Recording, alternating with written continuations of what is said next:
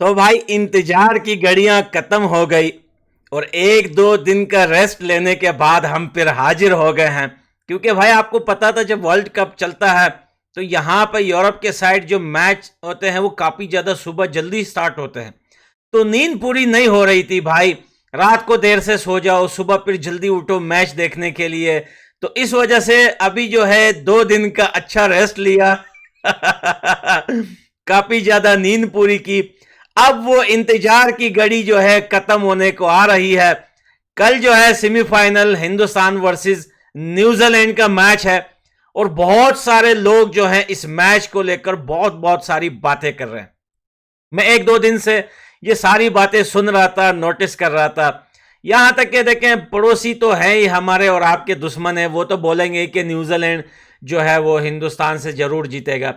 उनकी मीडिया वो लोग सब यही बोल रहे हैं कि हिंदुस्तान अभी तक 9 के 9 मैच जीता आ रहा है, लेकिन जो एक मैच हारेगा उससे बहुत बड़ा झटका लगेगा हिंदुस्तान को।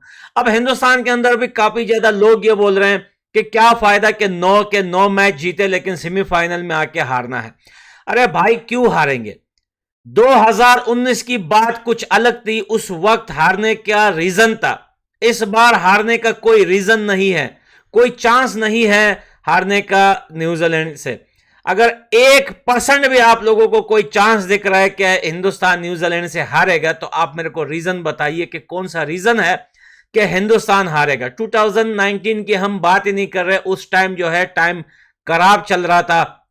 उस टाइम जो है भाई वो अलग सीन था, आज अलग सीन है। आज हिंदुस्तान के नेट रन रेट देखिए, 9 में से 9 मैचेस जीत के बैठा हुआ है, सारी टीमों को फेंटा मारा है। तो कैसे लोग बोल सकते हैं कि सेमीफाइनल में हिंदुस्तान न्यूजीलैंड से हारेगा? ये हो ही नहीं सकता।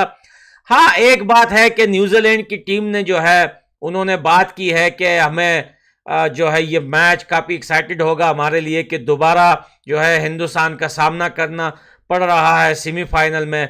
और ट्रेंट बोल्ट नट है या क्या है, उसने ये बातें की है कि मुझे ज्यादा खुशी है एक बार फिर हिंदुस्तान का सामना होगा। भाई देखिए वो तो हर प्लेयर बात तो जरूर करेगा ना यार, मैच से पहले हर प्लेयर वो यही चाहता है कि कैमरे के आगे हो, माइक के आगे हो, कि वो अपने टीम को जो है हम बोलते हैं ना कि मोराल कम ना हो जाए। तो इस वजह से वो अपने टीम के हौसले बढ़ाने के लिए जो है उनको जज्बात में लाने के लिए कुछ ना कुछ तो बोलेंगे यार। अब जो है वो ये बात अगर उसने की है, अब नहीं बोलते कि ट्रेंट बोल्ट जो है वो बुरा बॉलर है, लेकिन इससे कोई फर्क नहीं पड़ता कि उन्होंने एक इंटरव्यू दी, उन्होंने बात की कि मैं हिंदुस्तान के अगेंस्ट सेमीफाइनल में ऐसा खेलूंगा वैसा खेलूंगा।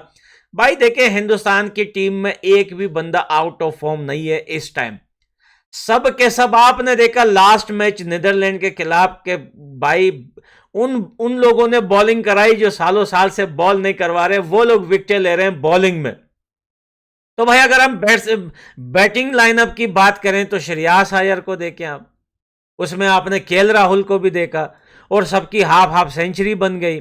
चलो मान लेते हैं अगर आप बोल रहे हो कि ये नीदरलैंड की टीम है, मान लेते हैं न्यूजीलैंड के खिलाफ अगर हमारे टॉप ऑर्डर नहीं चलते, हिंदुस्तान की टीम में एक पार्टनरशिप चाहिए होती है, 2 बंदे, एक पार्टनरशिप 2 बंदे, उसके बाद टीम कोई भी हो सामने उससे फर्क नहीं पड़ता। क्योंकि हम अपने एक्सपीरियंस से आपको बता रहे हैं कि इतने सालों से जो हम हिंदुस्तान की टीम को देख रहे हैं, उम्मीद पूरी है दोस्तों कि हिंदुस्तान की टीम कल जरूर जीतेगी न्यूजीलैंड से।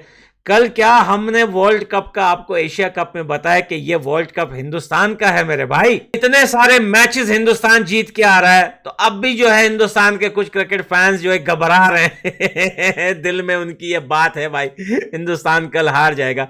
कोई नहीं हारेगा भाई पाकिस्तानी बन के सोचो, ये मैच फिक्स है भाईजान